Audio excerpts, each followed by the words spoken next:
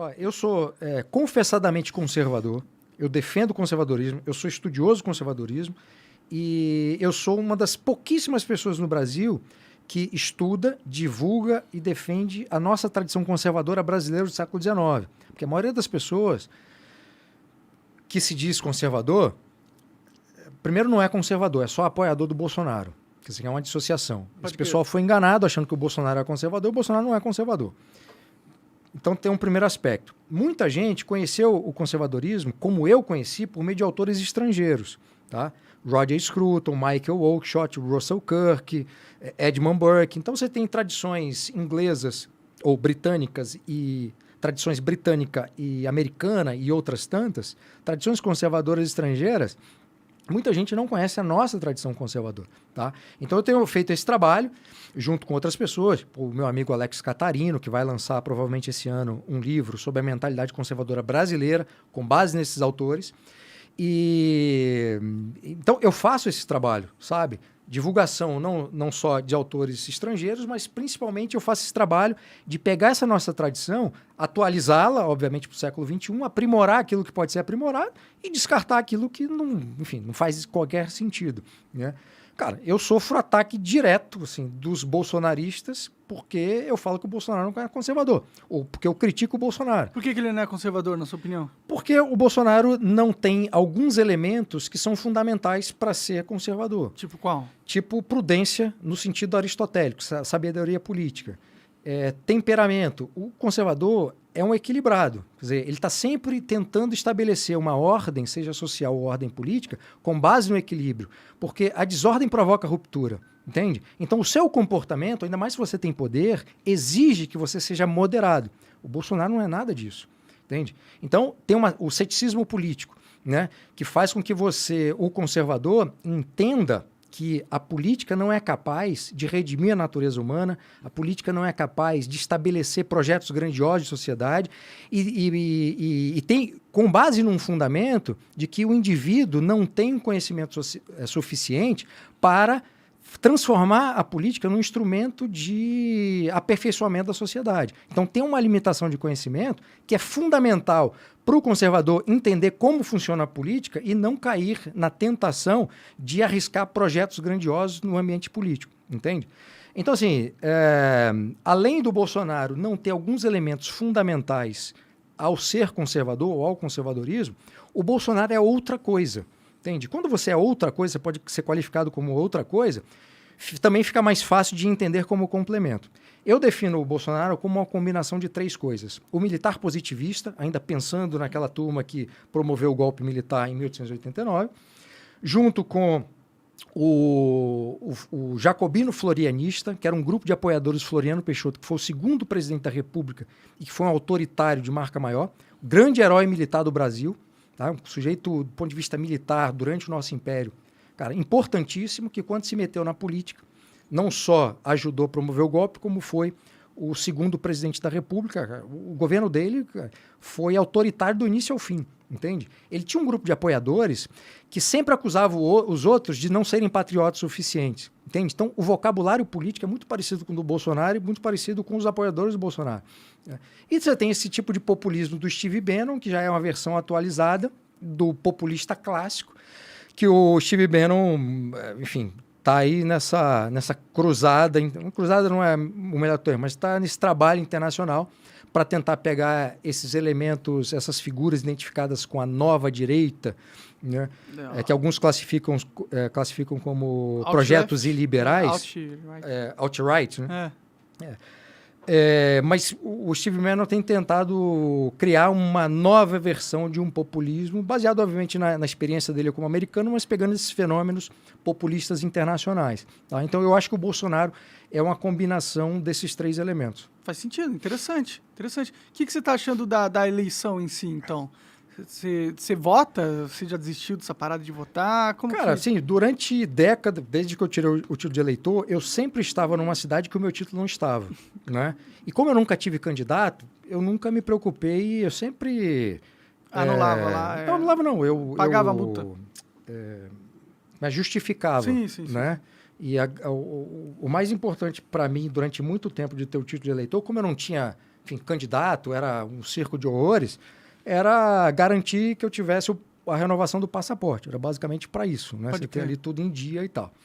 No caso dessa eleição, cara, você tem uma série de problemas velhos e problemas novos. Então, o Lula ser candidato é um problema complicado, porque o Lula tem um passado, ele tem 2 governos com o PT, enfim, tendo feito aquilo que fez, grande esquema de corrupção, aparelhou o Estado brasileiro de uma maneira extraordinária, né? E é o motivo pelo qual o STF está agindo dessa forma também, hoje em dia, né? Como assim? Não entendi. Foi ele que colocou a maioria dos ministros lá, né? Muita gente lá, foi ele que colocou, né? Assim, o Alexandre de Moraes foi o Temer, né? Mas é que eu acho que tá todo mundo junto. Né? Aí é outra discussão. Cara, eu nem lembro. A gente pode até olhar aqui quem foram os ministros, que não lembramos. Quem foram os ministros que o Lula indicou. Indicou Joaquim Barbosa, mas vazou. Isso é o único que eu lembro. Joaquim Barbosa foi a Dilma, não? Foi o Lula? Bom, ele falou que foi ele no debate, mas ele pode ter mentido, não sei. Não, pode ter sido, cara. Eu realmente não lembro, tá? Pode ter sido o Lula mesmo. Se a nossa produção puder ver aí, a gente ajuda, porque eu tô ficando velho e minha memória tá piorando a cada dia. Bom, pelo menos você tá ficando velho. Eu já sou jovem e minha memória é uma bosta. Você tem que voltar pro projeto do Cariani, pô. Tô precisando dar uma malhada mesmo, cara. Mas o que a gente tava falando mesmo? Da eleição em si. Da eleição. Então você tem o fator Lula, né? E é extraordinário que depois de tudo que aconteceu... Ainda tem uma chance. Ele, enfim, ser um dos 2, né? Favorito, né, em teoria. Pelas pesquisas, se as pesquisas estiverem corretas, ele é o franco favorito, né? Esse é do Lula? Não, esse é de todos. Boa. FHC, Lula, Ricardo Lewandowski, que deu aquele negócio para Carmen Lúcia. Boa. O Toffoli. Não. Bom, o Joaquim Barbosa não tá mais, então eu acho que ele não tá no site. Mas ele foi durante... Eu acho que só são os que estão agora em cargo. Então deve ter sido Lula mesmo. Se foi anterior, né? Mas sei lá. Bom, tá a turma aí. Então, eles têm muitas pessoas que eles indicaram, né? Olha o corpo de ministros que foi o PT que indicou e olha o corpo de ministros que foi o resto das pessoas que indicaram. E Bolsonaro também... Também não ajudou, né? 2 indicações. Cara, você achou ruim as indicações? Péssimas. Com tanto jurista bom no Brasil. Por que ele faz isso, mano? Por que ele... Sim, indicação do Supremo também tem componente político, né? Os 2 que ele indicou... Sim, negociação política. Então eles são do grupo político do Bolsonaro de alguma forma, né? Ou do Centrão, né? O Cássio Nunes foi, pelo que eu li, né, e faz todo sentido pelas ligações que ele tem, indicação do Centrão. Dá esse poder na mão do Centrão. Bom, se bem que ficar na mão do Bolsonaro também não ia fazer tanta diferença. Cara, mas assim... O presidente da República ele tem que saber negociar com todo mundo, né? O problema é que quando você tem uma articulação de partidos que se forma esse centrão com muito poder político lá e você negocia com eles, quando você já não tem muito poder, você se sujeita. O Bolsonaro teve uma janela, como todo presidente tem, de fazer uma negociação adequada, digamos assim, no primeiro ano de governo. Que tá mais popular, não tinha pandemia. Você tem uma boa vontade do Congresso, o Congresso novo, você tem o governo que entra, a sociedade que está na expectativa. Então, você tem o governo que entra, tem todas as condições para dar as cartas, entende? Ou, se não dá todas as cartas, mas tem uma boa mão, né? Tem uma boa mão. O Bolsonaro, do primeiro ano de governo, ele se recusou a negociar, entende? A sentar com o Congresso e falou, não, vou fazer aqui, achou que dava para governar sozinho. Entendi. Foi isso que ele fez. Entendi. Aí, 2010 veio a pandemia, aí o Bolsonaro descobriu que tinha que negociar, eu precisava do Congresso para algumas coisas. Cara, quando você vai negociar sem ter a mão boa, você está sujeito a quem tem mão boa, cara. Então, aí, o Arthur Lira, quando o Rodrigo Maia era presidente da Câmara, o Arthur Lira era uma figura ligada ao Rodrigo Maia, e o Arthur Lira era alguém que defendia o afastamento do Bolsonaro, tá? Então você tem toda a história que as pessoas ou não vão procurar saber ou não conhecem. Então você tem ali o Rodrigo Maia, em várias entrevistas que ele foi perguntado, quando já estava a tensão estabelecida entre ele, o Paulo Guedes e o Bolsonaro, Rodrigo Maia dizia, não vou pautar o impeachment, não sei o quê, e tudo mais. E o Arthur Lira estava ali por trás dizendo que, cara, por ele passava o impeachment, né? Tem uma matéria que saiu na revista Oeste em 2020, salvo engano, é um perfil do Arthur Lira. Essa história está toda lá, né? E o Arthur Lira dizendo claramente que assim, mudaria de lado se houvesse negociação, cargos, essas coisas, né? Caralho, é feito às claras, né? Esse é o pior de tudo, né? E depois a aliança foi com Valdemar Costa Neto, né, cara? Não parece então, muito promissor, né? Eu acho que, pelo que eu estou vendo aí, em termos de candidatos para a Câmara dos Deputados, eu acho que o grande vencedor dessa eleição, pelos candidatos que têm a possibilidade de ganhar e conquistar uma cadeira na Câmara, eu acho que o grande vencedor, um dos grandes vencedores, vai ser o Valdemar da Costa Neto. Eu acho que o partido dele vai eleger muita gente e a maioria não vai ser ligada ao Bolsonaro, vai ser ligada a ele. Portanto, imaginemos um cenário que o Bolsonaro perca e o Lula vença, né? Seja no segundo turno. Cara, você acha que o Valdemar e os seus eleitos vão ser oposição ao governo Lula? Não. Eles vão tentar dominar o governo. Não, vai ser o que sempre foi, cara. Com o Bolsonaro. Vai ser o que sempre foi. Entendeu? Bom, você não me deixou muito otimista não, cara. Mas assim, eu tô explicando assim, a política real na prática, né?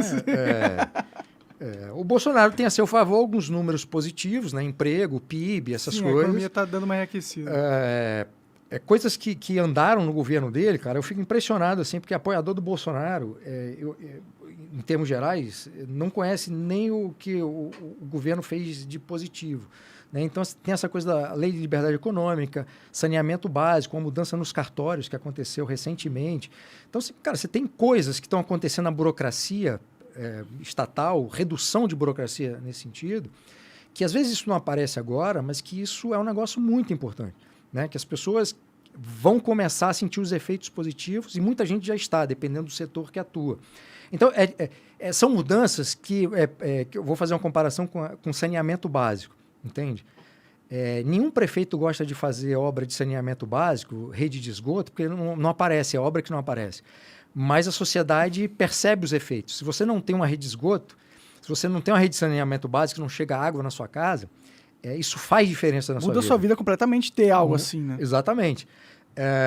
Então são coisas que eu acho que às vezes o Bolsonaro, como candidato, nem dá ênfase a isso, entende? Fica perdendo tempo com muita besteira. Com briga política, com... Cara, besteira que não atrai voto, entende? Sim, sim. Porque os votos, ele pode até atiçar a base de apoio que já vai votar nele. Uhum. Né? Mas você tem aí, segundo as pesquisas que vêm sendo divulgadas, se os dados, repito, estiverem certos, você tem os dois principais candidatos com alto índice de rejeição e tem muita gente indecisa. Muita gente não definiu o voto. E esses bolsonaristas, quando vão tentar convencer o sujeito que quer votar nulo ou está em dúvida contra o candidato, em vez de tentar convencer o sujeito a votar no Bolsonaro, fica atacando o sujeito. Fala, vai votar nulo, você vai eleger o Lula, não sei o que, a pior forma possível. É verdade. Quer dizer, no fundo, dá vontade de não votar mesmo. Não, é isso que acontece. Esses caras, não é que esses caras não estão só conquistando voto, eles estão fazendo com que a pessoa se afaste ainda mais. Sim, um que faz isso direto lá no Twitter e me enche o saco é o Kim Paim. Ele acha que ele está querendo me convencer a votar, a declarar meu voto no Bolsonaro e coisa assim, mas toda vez que eu penso, você tá querendo eleger o Lula, então, já que você tá votando no Lula, falou, tá bom, então eu quero eleger a porra do Lula, então. Vou votar nulo só pra não dar o que você quer, porra. Mas isso é um negócio muito, cara, muito comum, muito óbvio e muito negativo se o objetivo é atrair novos votos, converter entende? gente, né? Mas é uma situação muito, muito complicada, cara, muito complicada. Assim, o retorno do Lula ao poder vai ser uma desgraça em muitos níveis. Eu até acho que, do ponto de vista econômico, há uma possibilidade, eu estou falando no terreno das possibilidades, dele fazer aquela malandragem que ele fez quando sucedeu o Fernando Henrique. Ou seja, mantém ali as políticas públicas, econômicas, aquilo que ele reconhece que está dando certo e tal. E vai levando, tá? O problema é o que acontece e a gente não vê, entende? O aparelhamento da máquina pública, o uso dessa máquina pública para perseguir adversário dentro da administração pública e fora, começar a drenar, voltar a drenar, irrigar os cofres de sindicato, de MST, de MTST, de toda essa turma que tinha muito dinheiro e fazia o que fez durante o governo Lula e do governo Dilma, entende? E também, claro, assim, pode também ser um fracasso econômico. O sujeito, em vez de fazer aquilo, começar a adotar medidas populistas e a vaca ir pro brejo. Nossa, eu tenho medo do governo Lula, cara. Eu tenho medo. Eu não acho o governo Bolsonaro bom. Eu não colocaria como um bom governo. Eu colocaria como um governo que tem muitos defeitos, mas também não é o pior governo do mundo, tá ligado? Cara, assim, mais uma eleição tentando evitar o pior, entendeu? O pior, nesse caso, eu acho que pelo conjunto da obra, é o Lula e o PT. Eu também acho.